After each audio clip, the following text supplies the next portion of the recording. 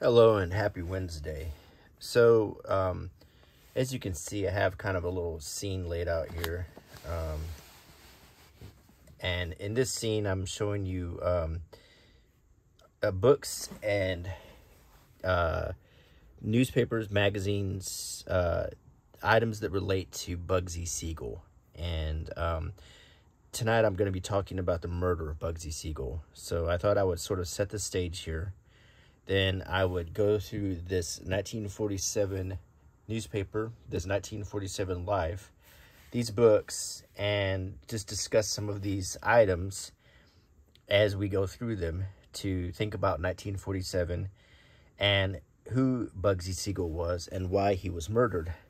So as you can see, I do have this Las Vegas Flamingo Hilton chip, a 50th anniversary chip, and it has a picture of Bugsy Siegel on it and some other flamingo chips. I have some cards that were actually used in the Flamingo, Las Vegas. Purchased at the casino. As you can see, there's a notch taken out of them. And I have the aces and eights hand, the dead man's hand. So we'll set these aside. This chip was purchased at the Mob Museum in Las Vegas, and these are just some regular old chips. I bought this book in the Mob Museum in Vegas. It's called When the Mob Ran Vegas, and it talks a little bit about our topic. This book called The Last Mafioso, which I'll discuss, and We Only Kill Each Other. So we will discuss those soon. But first, let's look at this 1947 Daily Mirror. And on the cover, as you can see, it says, Luciano doomed Bugsy to save gang. Story on page 3. And then the rest of the paper will talk about the other topics that were going on. Concede defeat of Truman veto. 2 dead, 10 missing. $10 million worth of damage as a tanker blows up in Los Angeles. This was 2 cents. The New York Daily Mirror. We talk about President Truman. Board set to study foreign aid. This is post-World War II. A bus crash. Nebraska town hit by flash flood. 10 killed, 50 missing.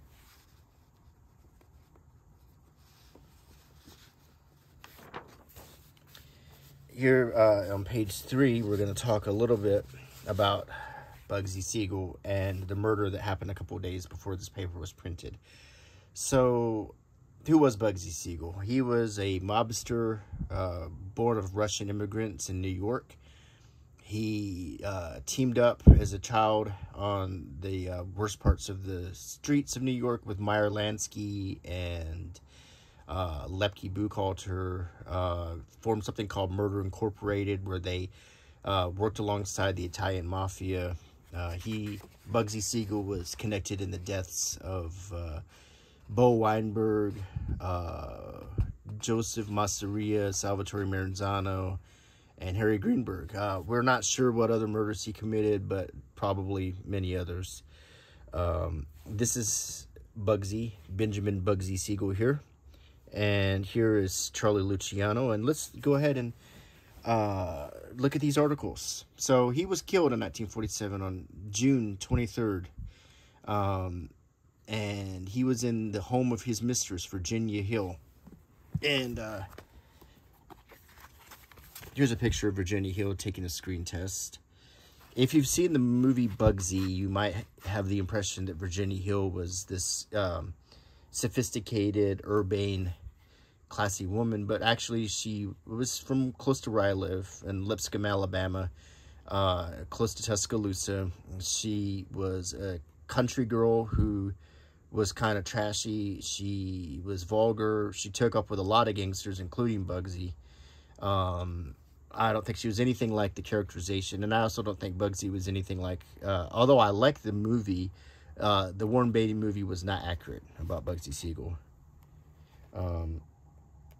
He was a very scary guy. They got that part kind of right, but I don't think the portrayal was as scary as he really was, he didn't really found the Flamingo and invent it and title it or anything like that. That was done by a guy named Billy Wilkerson. Billy Wilkerson named the Flamingo after the bird itself, not after... Virginia Hill was never called Flamingo. Just get that out of your head. That's all Hollywood. Billy Wilkerson ran out of money, and Bugsy Siegel, seeing an opportunity, used mob money to fund the finish of the casino as kind of an alternative to Cuban gambling. But he and Virginia Hill were skimming. He got killed, and she eventually got killed too in Europe. But or maybe there's dispute on how she died. Anyway, let's go through this paper article real quick. Luciano ordered Bugsy rubbed out by Lee Mortimer. And keep in mind, this paper that I'm looking through is not a reprint. This was printed June 23rd, 1947. And actually, Bugsy was killed on the 20th. So this is like 3 days afterwards, I think. Okay. Benjamin Bugsy Siegel's death warrant was signed in Havana last winter. The sentence was passed by Charlie Lucky Luciano, but with it went a conditional reprieve to Bugsy from the international vice overlord and head of the far-flung and nefarious Union Sicilion. Bugsy was told he could live if he'd play ball, that he refused to do. Siegel's financial involvements in Las Vegas not only were a serious drain on the syndicate treasury, but the resultant publicity was throwing the spotlight on the mob's more important and lucrative business, the hush-hush traffic in narcotics. One of those most eagerly sought for questioning in the murder is Virginia Hill, Siegel's girlfriend, who owned the Moorish mansion in which he was slain. In a ship-to-shore phone talk with John Perona, owner of El Morocco, who was Europe-bound on the SS America, the Mirror learned exclusively last night that Miss Hill is in Paris buying champagnes and wines for Siegel's bars. She flew to Europe, he said. Perona said he had not seen either Siegel or his girlfriend for a long time. Bugsy a problem. The Mirror has learned from sources close to both the FBI and Federal Bureau of Narcotics that tails were thrown on all known gang chieftains at the time of Lucky's arrival in Havana from Italy. About that time, the more important of them from Brooklyn, New York, and Chicago began to converge on Miami, whence they made their way to Havana for conferences with Luciano, who still tightly held on to the reins as public enemy number one. The Mirror knows who these men were. Among the subjects on the agenda of the conferences, which began with a blowout at the glittering Grand Nacional Casino, they adjourned to a suite in Havana Hotel, was what to do with Bugsy. Siegel, who got his nickname because he was considered crazy, had long been getting out of hand. Lionized by Filmland Society, he thought of himself as a screen glamour boy.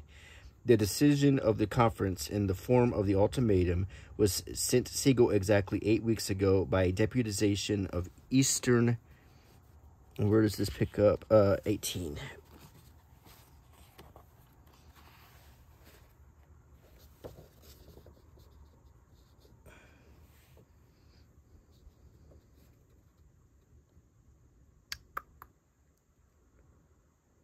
It says 18. That's 13. My bad.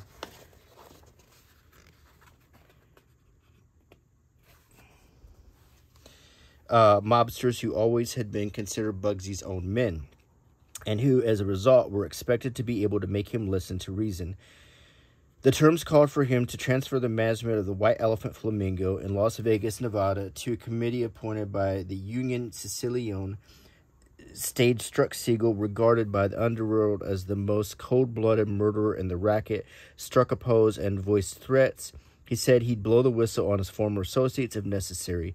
His fate then became a foregone conclusion. Meanwhile, Chief Deputy District Attorney S. Ernest Rowe in Los Angeles sent 2 investigators to Las Vegas to learn Siegel's last actions there before he took the plane Friday to Beverly Hills. Rowe said that a conference of peace officers would be held today to correlate what had been learned. Requesting that he be included in these conferences because he was a dear friend of Bugsy back on Broadway is Barney Ruditsky, retired New York City police detective who became friendly with the killer while he served on the old Broadway squad. Ruditsky, now pensioned from the force, operates a liquor store on Hollywood's Sunset Strip, known as Angel's Corner. Among the angels who sponsored the undertaking was Siegel. Immediately, repercussions of the killing reverberated in New York. A meeting of all top underworld bosses was held Saturday night in an apartment on Central Park West. All the known bigwigs of the Union Sicilione studiously avoided their usual haunts. There wasn't a mobster to be seen in any of their favorite gilded cabarets where they rarely miss a Saturday night. Dies on eve of release. Let me move this so you can see.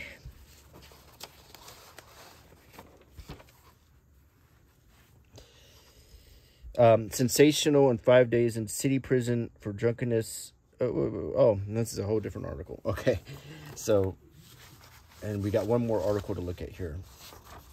And then we'll go through the rest of this paper and we'll move on to the magazine. Siegel linked to second murder. Los Angeles, June 22nd. Police were attempting tonight to establish a connection between the slaying Friday of Bugsy Siegel and the murder today of Sol Turkin, 41, a police character a few hours before he was to be married. They are checking reports that Turkin had been employed at Siegel's gambling salon in Las Vegas, Nevada, the Flamingo. Turkin, who served a term for impersonating a federal officer, was clubbed and shot in the apartment, apparently as he argued with his slayer. In Beverly Hills, meanwhile, Police Chief C.H. Anderson returned from New York with information he said would link Siegel with a nationwide jewelry theft racket. He said the racket involving transfer of stolen jewelry from Los Angeles and Beverly Hills to New York could have netted the participants more than $500,000.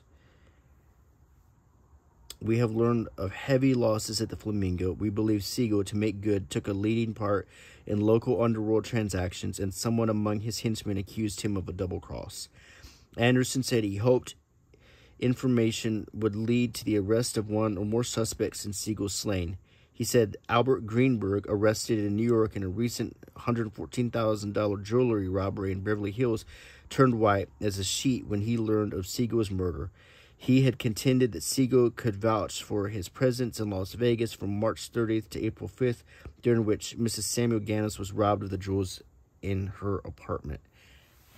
So we're seeing a lot of investigation going on in the murder. And as we get to the end of the video, I'll tell you who I think actually committed the murder.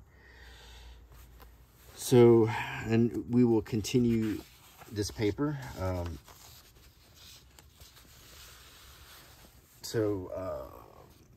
We got some Cold War picking up, where they basically referred to the Russians as the Reds. Thief in church steals vacation money of girl. Sails to son in U.S. dies on ship. Finds slashed body of youth in park. This is around the time of the Black Dahlia murder, too. What is this? Weight chemical report and death of model 32. Matilda Edelman.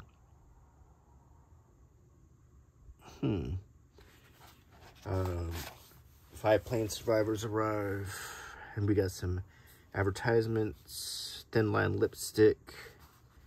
Good, like, Neddick's breakfast. Orange juice, donut, delicious coffee. Gallagher Steakhouse. Tylon Cold Wave Permanent. 3 Feathers Whiskey. ABC Chesterfield. This is by Ray Milland, advertising for Chesterfield cigarettes.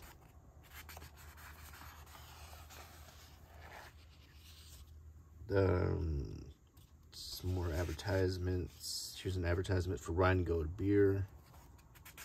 Walter Winchell's column right here. Whoop, sorry. Move this up just a little bit so you can see. 1947 unfold right before your eyes. How to get the most out of that home you buy. Suddenly it's young again. And we get automotive ads. Get some household finance tips. And here's the story about the tanker that exploded. Terrible tragedy.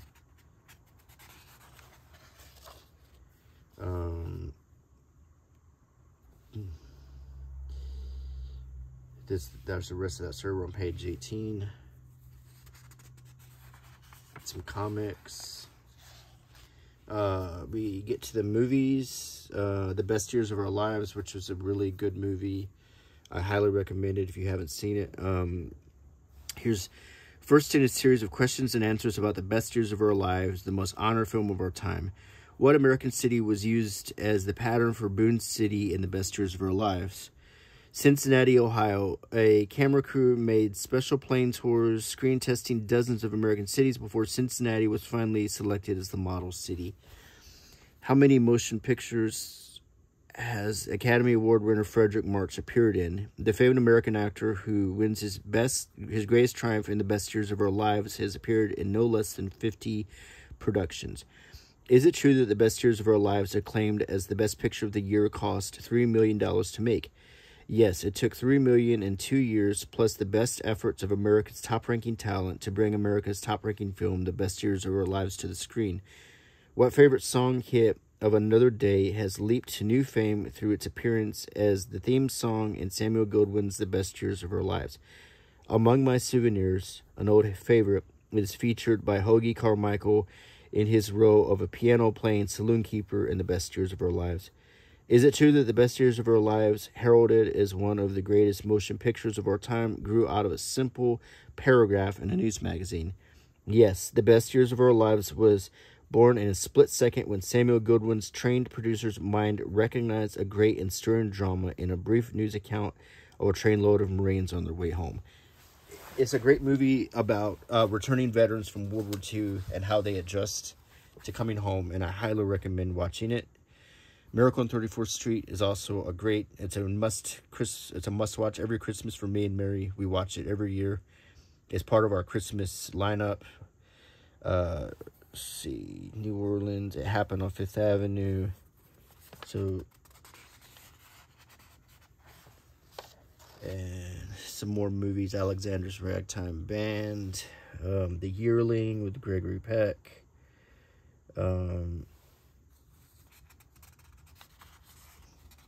I just love looking at these old papers. Here's the comics. Steve Canyon, Little Abner, Henry, Ripley's Believe It or Not, The Flop Family, Joe Palooka, Mickey Finn, Barney Baxter, Cranberry Bogs. And we get the sports section. See the old-timey baseball uniforms.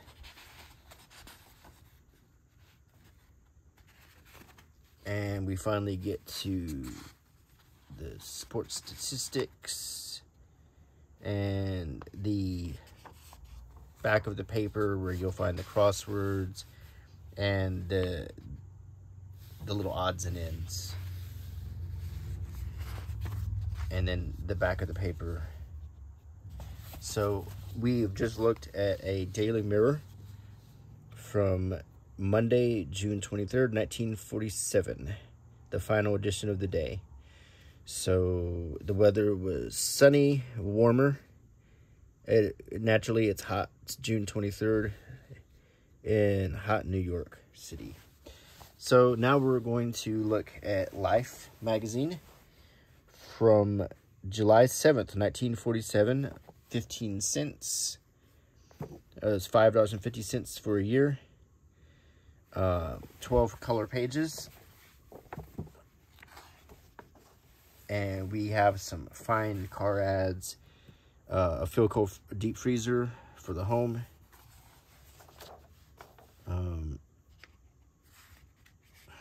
Here's a movie ad for Crossfire with Robert Young, Robert Mitchum, and Robert Ryan. Robert Young from Fathers Knows Best. Robert Mitchum's famous tough guy.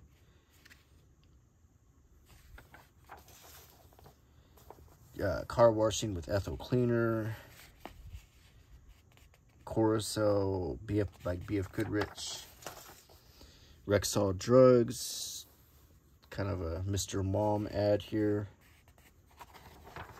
And we're gonna, she's another Woodbury Deb.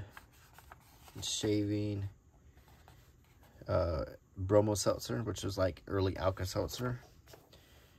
Mercury car ad here.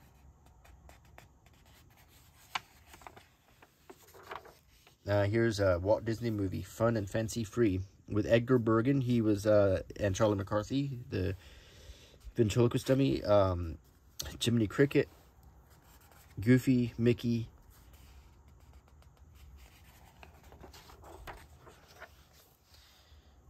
Fourth of July articles. And here's an ad for some canned meat. Swift's Premium. And an ad for Welch's Juice.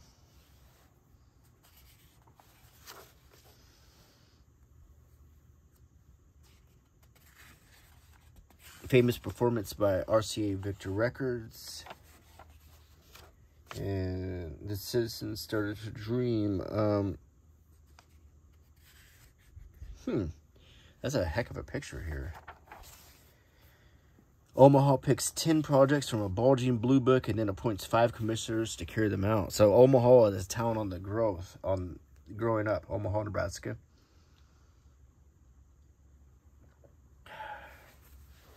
A town on the move. There was a lot of growth after World War II.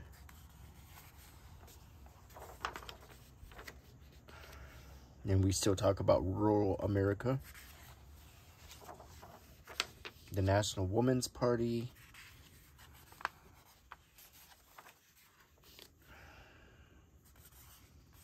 An Army engineer working on the Missouri River.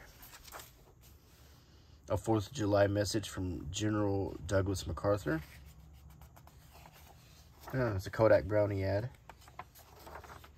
4 Roses.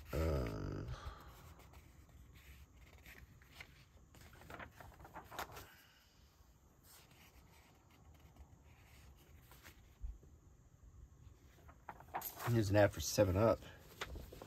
Very colorful. Fresh Up with 7-Up. Band-Aids. Shell Gas.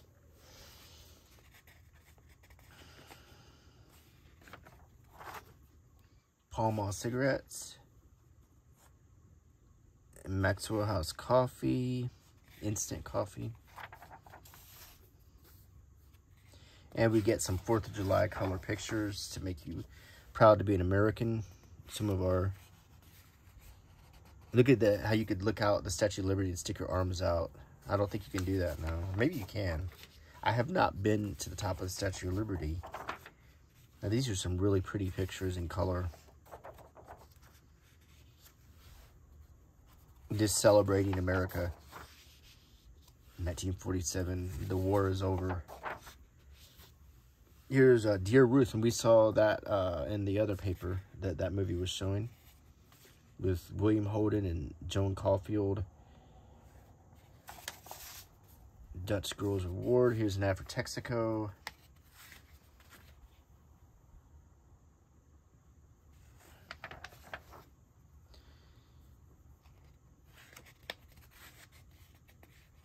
Mint cocktail gum.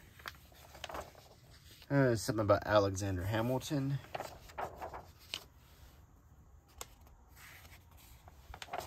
And the duel between Aaron Burr.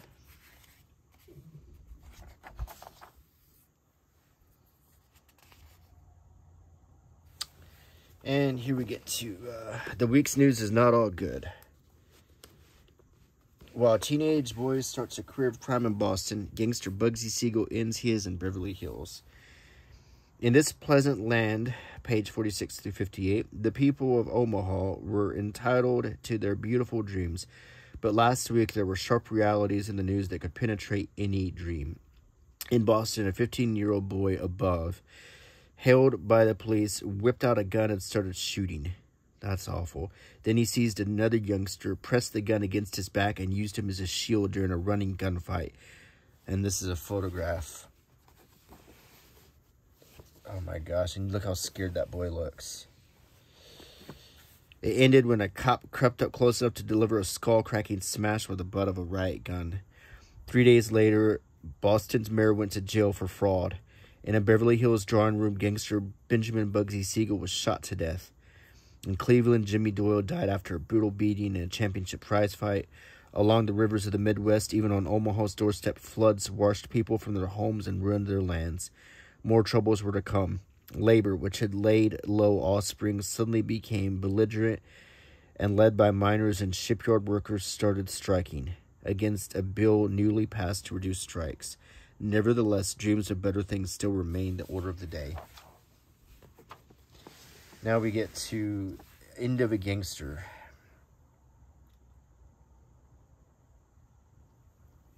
Here's a picture of Bugsy Siegel's death scene. It's not as graphic as many pictures you might have seen, but he was shot from behind. He was reading the newspaper, as you can see between his legs there, sitting on this sofa. He was shot in the chest and the face. It says, Bugsy Siegel, expensively clad in a plaid suit befitting his role as a man about Hollywood, lies dead at 42 on the massive flowered sofa in the home of his Beverly Hills girlfriend, Virginia Hill. Bugsy kept his clothes in her house and sometimes served as host for her lavish parties. Sources of her wealth is a Hollywood mystery. So is reason for Bugsy's killing, but the police guess that it had something to do with his ungentlemanly tactics in the racing information business or the financial failure of his Las Vegas gambling palace.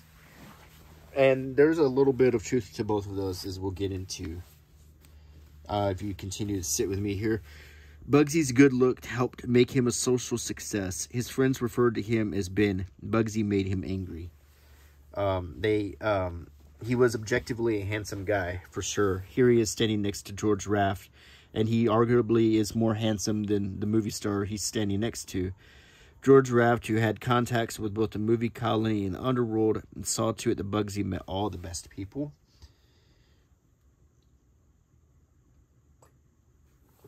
Bugsy Siegel lived the gay life of a Hollywood gentleman meets the bloody death of a public enemy.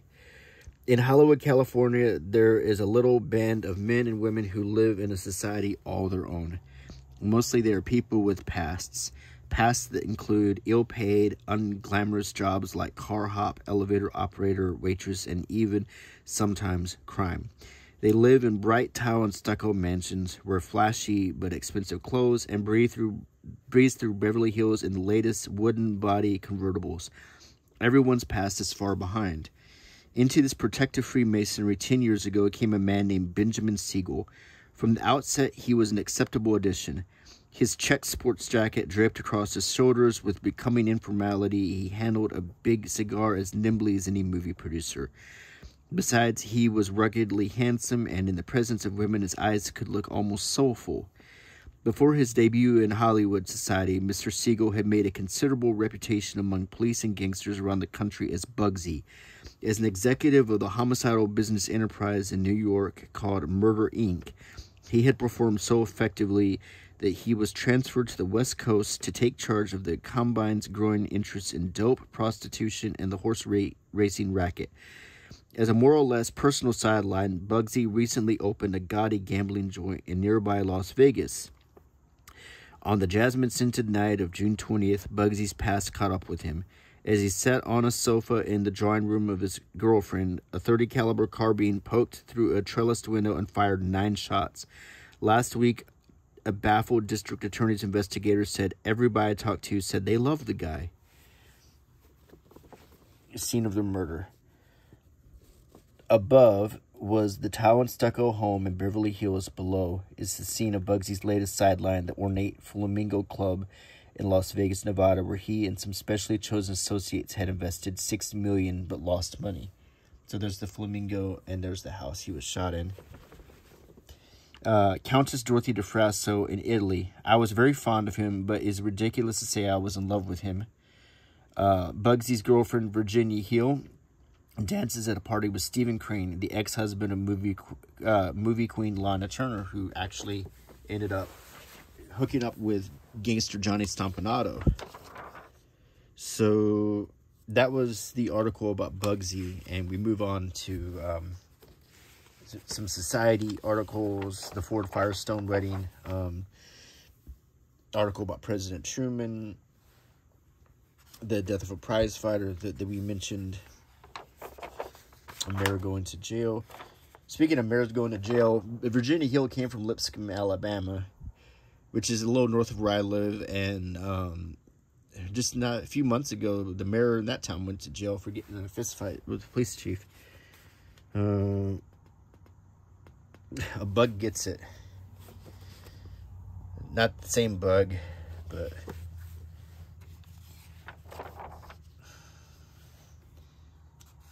The Perils of Pauline movie, action scene.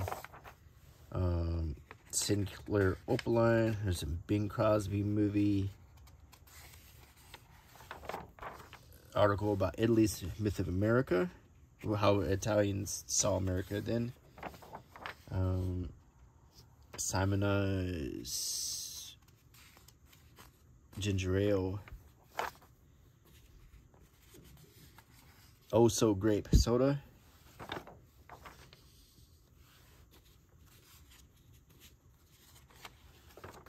Schlitz beer.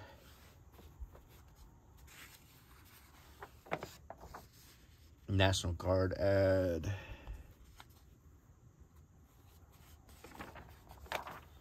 And Cape Cod.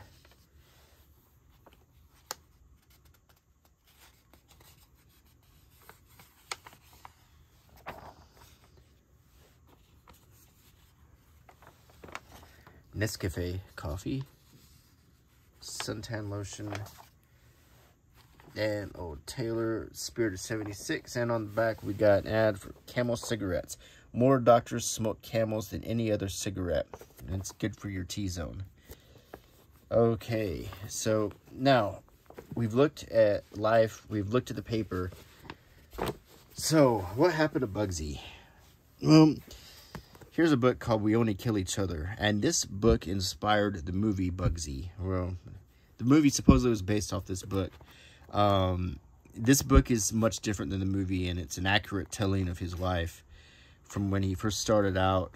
Here he is in some early mugshots with his Murder Inc. cohorts. Here he is with Countess DeFrasso and Clark Gable.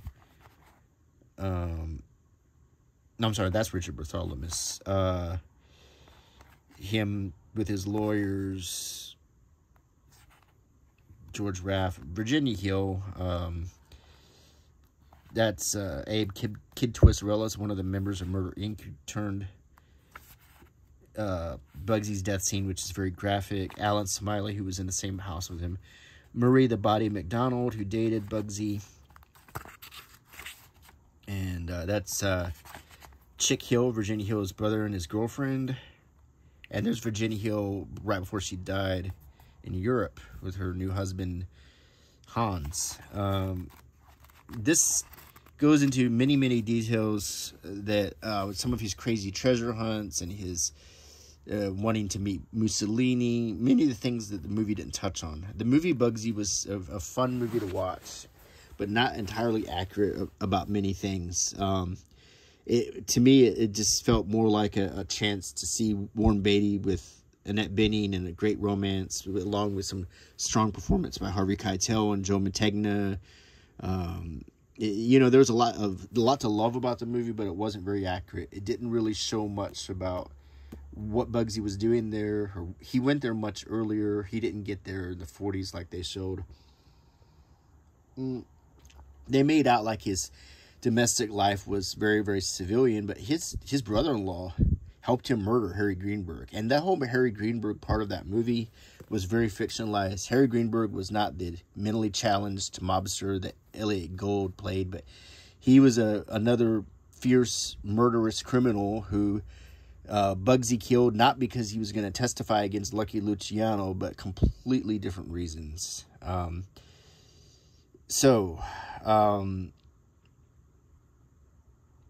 Where do we keep going? Okay, so Bugsy, the idea that Bugsy's death was arranged by Lucky Luciano is in a book. It was mentioned in this paper, and it was in a book called The Last Testament of Lucky Luciano.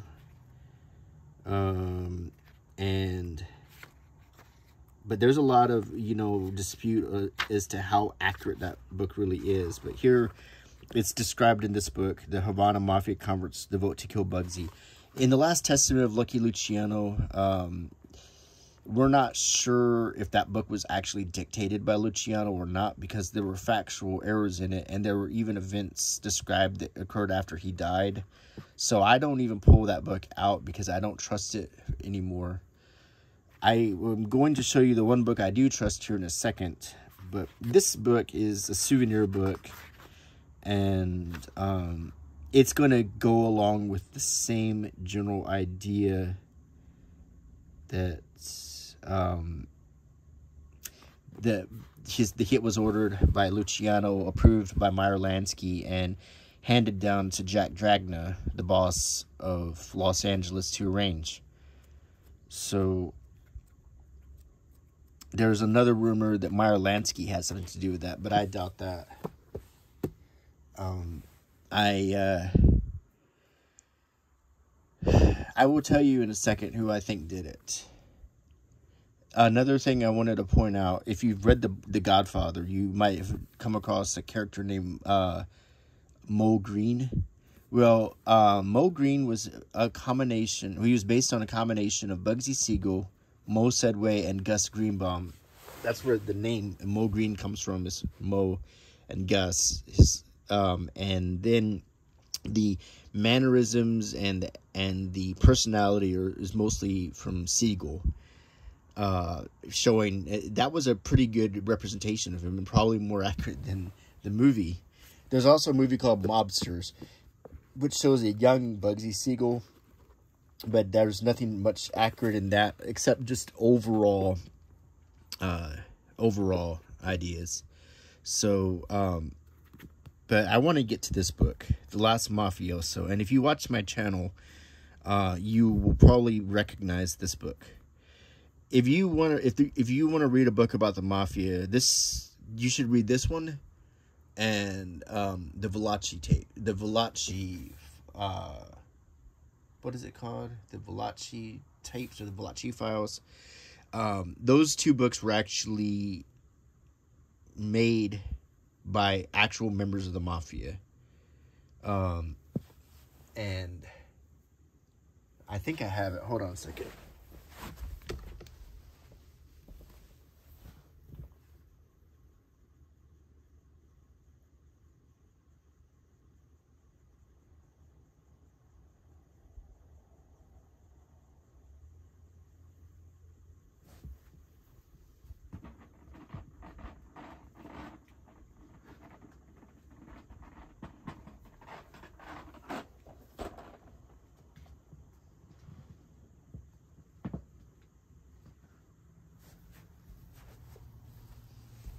Okay, these are the two books that you should read if you want to understand the mafia. The Valachi Papers and The Last Mafioso. These are the only two books I know of. Well, there's one written by Joe Bonanno, but I don't know how much you can believe that one. I don't necessarily think The Last Testament of Lucky Luciano is really dictated by him. And as far as Wise Guy goes, Henry Hill was never in the mafia. He was an associate of the mafia. And the Lufthansa heist, the guys in it were nothing like what you saw in Goodfellas. There's another movie about the Lufthansa heist that shows that really they were just a troop of idiots who somehow lucked out on a big heist, but none of them were very smart. But anyway, let's get back to this book. This was written by Jimmy the Weasel Fratiano. He wasn't called the Weasel because he turned on his friends. He was called the Weasel even before that. That was a nickname he picked up when he was still a gangster. He actually was the acting boss of Los Angeles for a while, along with Jack Dragna's brother, Louis Dragna.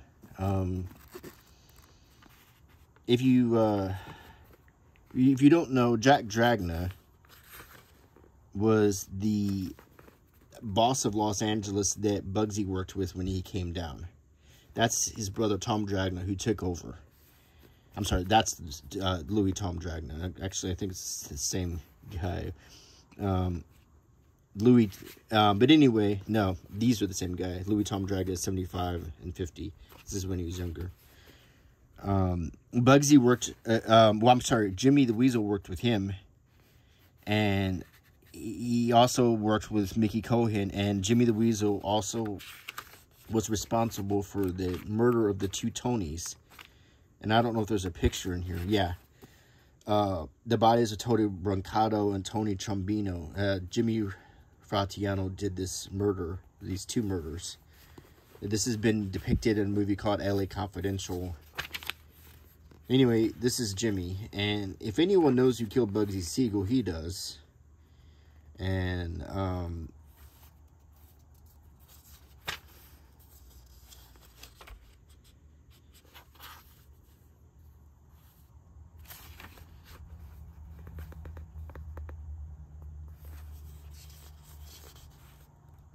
the man who murdered Bugsy Siegel is actually, his pictures in these 2 pages.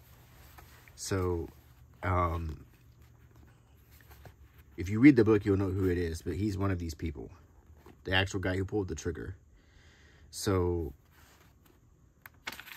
I highly recommend reading this book. And then you'll know on these 2 pages which one of these pictures is the murder of Bugsy Siegel. Was it ordered by Meyer Lansky? According to this book, yes. According to this book, Meyer Lansky was the one who gave the final order for the hit to take place. For many reasons, but the most accepted reason is because of the failure of the Flamingo and the skimming of money being done by Siegel. And the idea that you might have gleaned from the paper that Siegel was threatening to spill what he knew to authorities if he didn't get the money he needed for his project. So that is why Siegel was killed, and I just showed you a picture of who did it. This is the book I trust the most if I'm reading about that time period in the Mafia, and it goes all the way through to things that were touched on in Casino and The Irishman. There's Tony the Ant Spilatro. You might recognize him from the character Joe Pesci played in Casino. This is another good book about Bugsy. So, but if you want to learn about Bugsy, there's no real good movie that portrays him. Boardwalk Empire, I don't feel like the young portrayal of Bugsy was quite accurate. I enjoyed it, don't get me wrong. I think that Once Upon a Time in America is a better portrayal of Murder, Inc. Even though they didn't use the same names, it was supposedly fictional, but the characters played by James Woods and Robert De Niro were based on Lansky and Siegel and Lepke, Buchhalter, and Abe Kid Twist, and the other gangsters of that time period who associated with the Mafia. So, I laid out the facts for you. And I guess at the very end, as I promised, I would tell you who it is. And if you're still sitting with me, I'll go ahead and tell you. It was Frankie Carbo who did it. Okay, I hope you enjoyed the video. And please subscribe to my channel if you like my videos. And click the bell icon. I tried to stick... I didn't have a script for this video, as I'm sure you noticed. I spoke from my knowledge and my research. And I tried to stick to as many facts as I could. Without the influence of movies and media. So, I hope you enjoyed it. If you disagree with any of my conclusions, or if I had any of my facts wrong, please feel free to leave a comment, and I'm always happy to discuss. So, until next Sunday, I guess, until Sunday, when I see you again, thanks for stopping by. Always enjoy having you. And talk to you soon. Bye.